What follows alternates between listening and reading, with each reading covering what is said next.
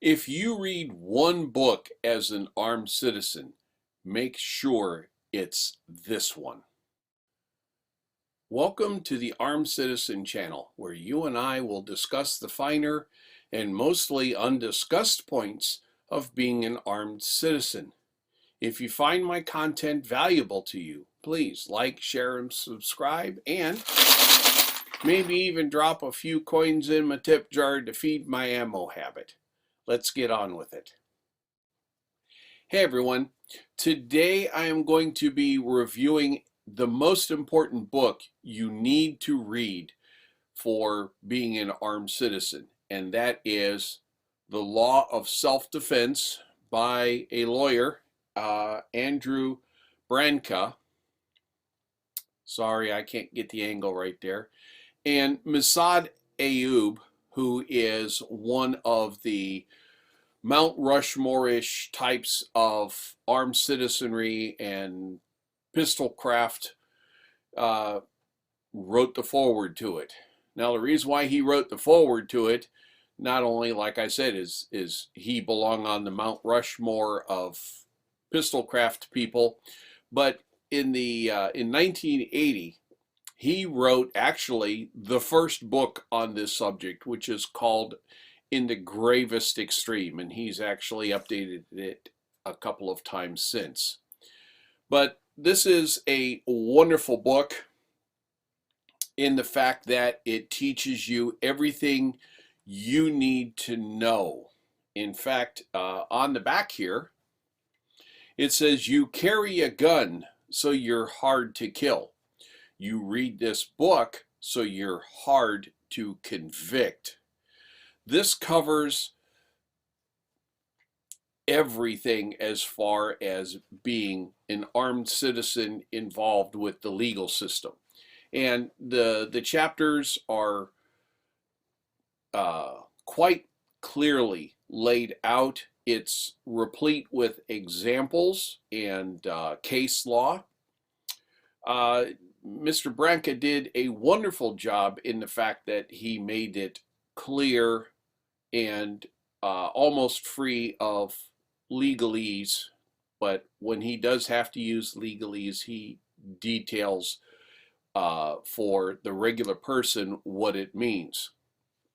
So in the first section, he actually goes through the legal system from the actual event that leads to your arrest, your pretrial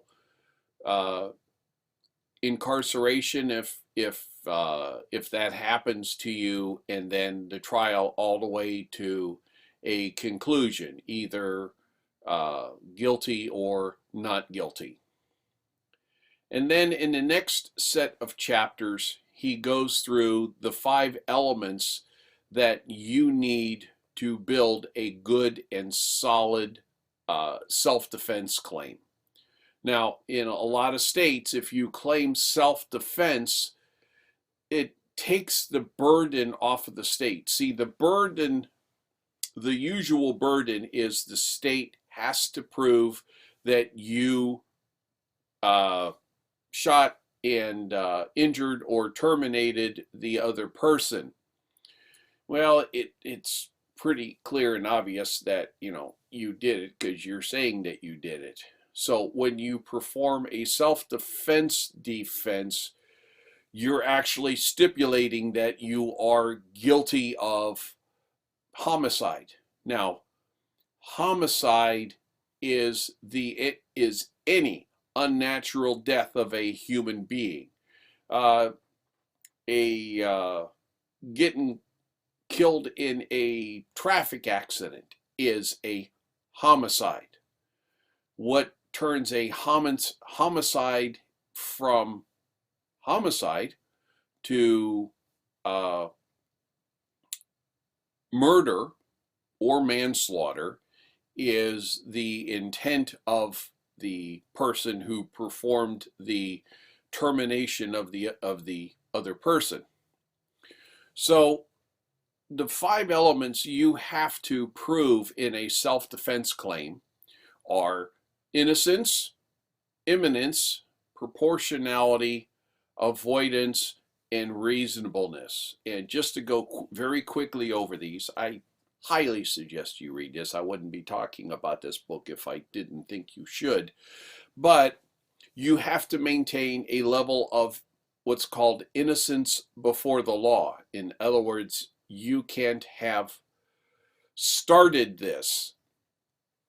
If you start by catcalling someone and calling them out and you get into a fight and then it escalates to firearms being used, no, you are not innocent. You helped instigate it. If you throw words back at them to escalate the situation, no, you've lost your innocence.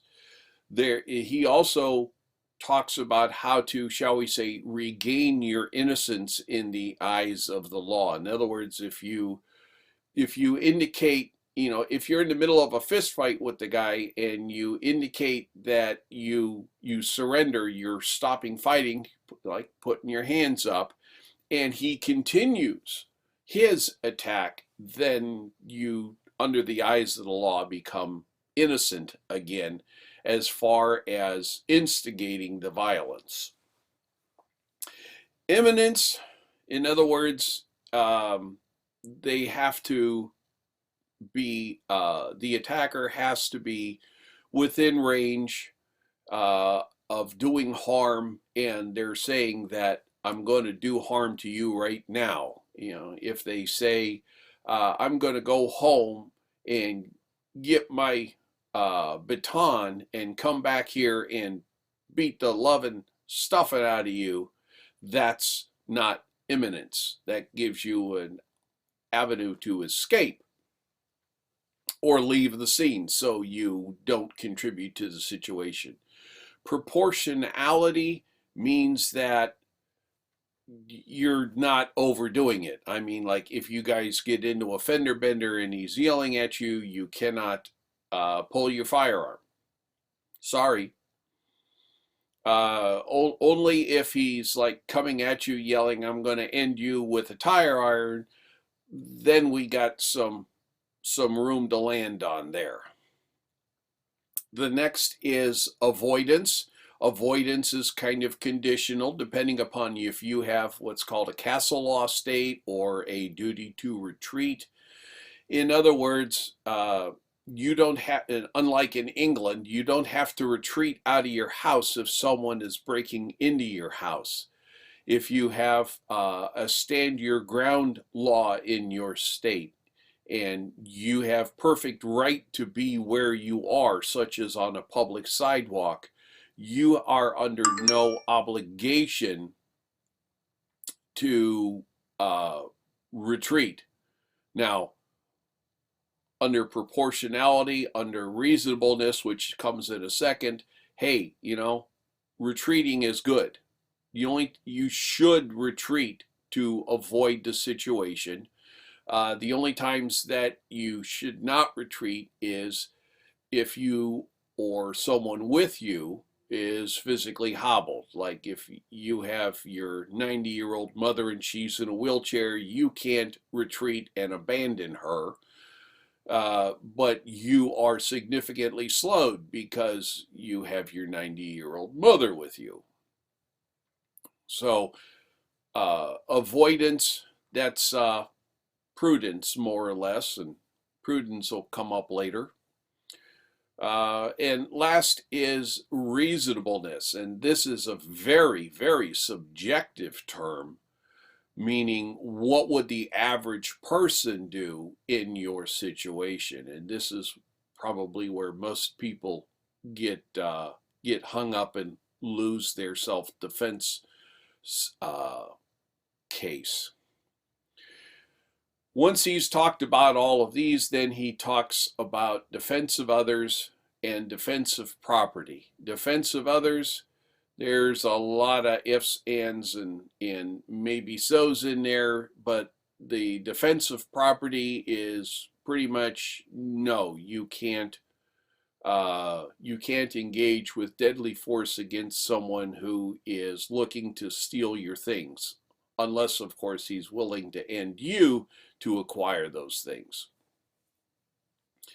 The last part of the book, actually almost half of the book, is he lays out all of these things: innocence, imminence, proportionality, avoidance, and reasonableness, along with defense of others and defense of property. He goes through each section and then describes for each state. I don't like the way that he did that. I would much have preferred if he had grouped them all by state and then gone ahead and done each element. But hey, I'm not him or his editor. But this is a very essential book that you have, because if you have to use your firearm to defend your life, you're going to have to use a lawyer to defend your freedom, especially if you got a George Soros funded DA that doesn't like people who actually make the effort to protect themselves and not rely on the state. So get the book, and you can get the electronic copy. For some books, I suggest you get the physical copy. Get the physical copy because there actually is one place in the book where he talks about reactionary distance. It's also known as the Teller distance, but the proper term is reactionary gap. And he talks about, hey, write down what your reactionary gap time is. In other words, the Teller distance is also known as the 20-foot or 21-foot rule, but it's not 21 feet. It was 21 feet is the amount of distance that an average able-bodied man can traverse in a second and a half, which is the reactionary gap for a person like a police officer who is open carrying. In a second and a half, an average police officer or civilian can recognize that they're being charged, draw their weapon, aim, and fire defensively. Except that it's probably more than that. So you need to know what your reactionary gap is. You might be like me and have to have a 2.5 second or maybe even a 3 second reactionary gap. And if you have it documented and dated in here, you can take that to your lawyer and this can be explained. So there you go. Get the book. Can't recommend it high enough. And you also might want to get Masab Ayub's books. I mean, he's no slouch either. He's a great guy. I wish someone would donate enough to buy me a coffee so I can go take one of his classes or just go to wherever he lives and bask in his glory for a day or two. So y'all have yourself a wonderful day.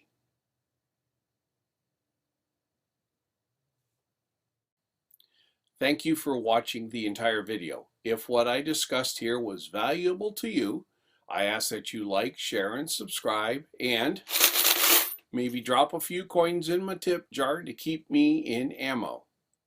Thank you.